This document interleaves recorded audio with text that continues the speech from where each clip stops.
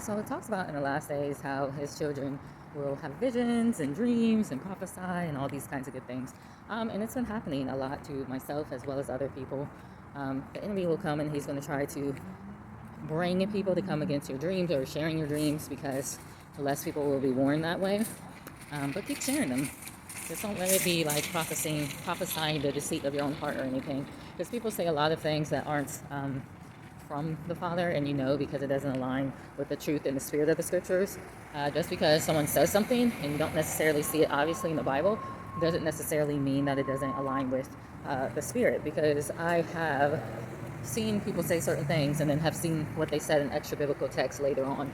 A lot of people, of course, do not use extra biblical text because I don't know who it was, but there have been groups of people that have come and said, you know, we don't do extra biblical text anymore. The canon is the canon. Those people are liars, of course, because you will see extra biblical text mentioned in the canon. So anyway, I said that all to say I had an experience last night, and it was really cool because sometimes we can know things intellectually, but not necessarily experientially. And so I had this amazing moment where I had woke up and I was thinking on what had happened the previous night because, look, Satan's got his little foot soldiers, whether they are working for him purposely or Satan is just allowed to have a foothold in them because they're not doing right. And so sometimes your heart thinks things, and anyone that has the spirit of the enemy can pick up on that, and they will start reciting it to try to put fear in you or to give confirmation for a false word.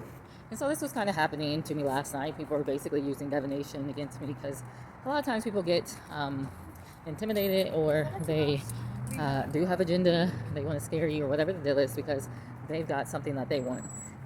Or they're just walking in fear in general and just don't understand you. And so, you know, they want to make you feel a certain type of way. So I was kind of thinking about it when I woke up and was just getting angry. And all I did was say, Yahuah, my buckler, and my strong tower. And there was this breath that literally came into me and filled up my lungs, and like all the irritation was gone. So, as the Bible says, Yah is our breath. Like, he literally is the breath. And of course, the Bible says so many other different things about who Yah is. He's the light. Like, I remember waking up at like 2 a.m. one other time, and I don't know, the Father was showing me different things. I think he was showing me like Genesis, how the earth was without form and void.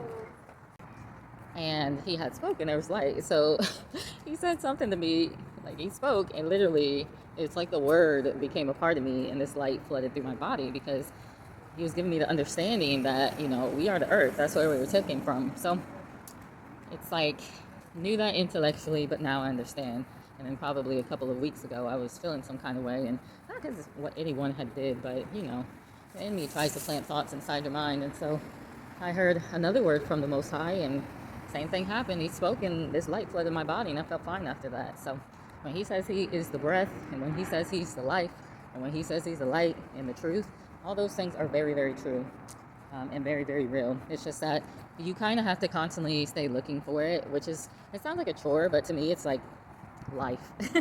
Like, this is the life we're supposed to be living anyway, in obedience and in relationship with the Father. So anyway, you guys be blessed. Have a good one. Bye.